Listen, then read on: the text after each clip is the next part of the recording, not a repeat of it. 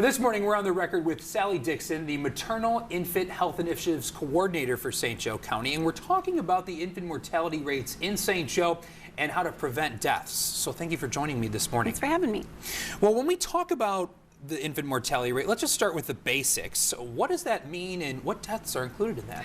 So infant mortality is measured by the number of deaths per 1,000 births. And an infant's defined as any live birth during pregnancy up until 1 year. And the type of deaths we see, the main cause, just under 50% is due to complications of prematurity.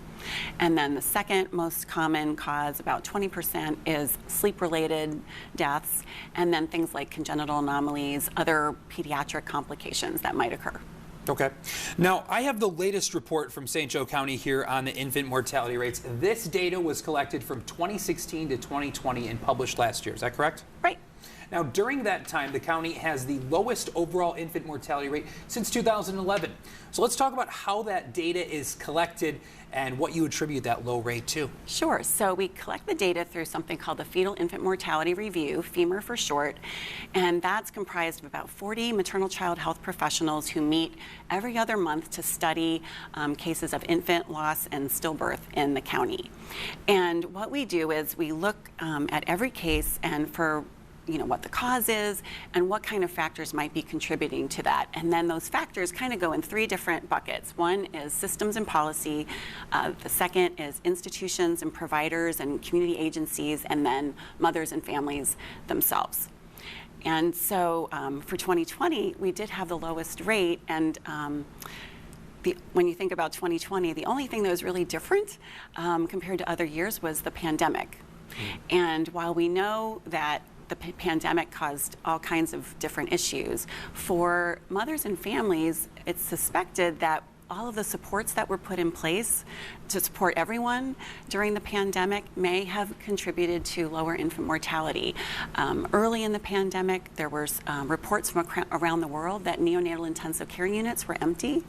And so the thought process is maybe mothers who needed to be home off their feet with pregnancy complications were able to do that, that normally couldn't, if they didn't have paid leave. Financially there's a balance between working and being off. And so that's one of the thought process behind that. Now, we do know, though, that there's a racial disparity here. 72% of the county is white, and black infants have the highest infant mortality rate of any group. That's per the data, too, that you guys have here.